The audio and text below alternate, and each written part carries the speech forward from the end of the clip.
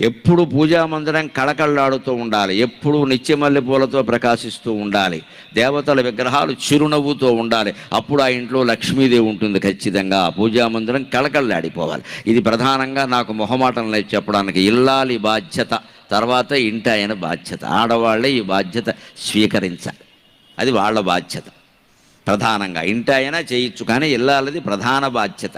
దేవుళ్ళు కూడా ఆడాళ్ళు కాస్త తొందరగా అక్కడ చేసి అన్నీ తీస్తే పలుకుతారమ్మా. వాళ్ళకు కూడా ఓ సరదా ఉంది, తల్లి భావన. మన సంప్రదాయంలో చెబుతారు, మొక్కలు తొందరగా ఎదగాలంటే మగాళ్ళు కాదు, ఆడాళ్ళు నీళ్లు పోయాలి. స్త్రీ స్పరిశలో అంత గొప్పతనం ఉంది. అందుకని పిల్లల్ని పెంచడం, పూజలు పురస్కారాల్లో ఎక్కువగా పాల్గొనడం, స్త్రీలు ఉంటే అవి తొందరగా ఫలిస్తాయి. అందుకే నోములు వ్రతాలు అన్నీ స్త్రీలకు చెప్పారు ప్రత్యేకంగా. సున్నితమైన హృదయం, భావోద్వేగం, భావబంధం ఉంటుంది, చక్కగా భక్తిగా చేస్తారు.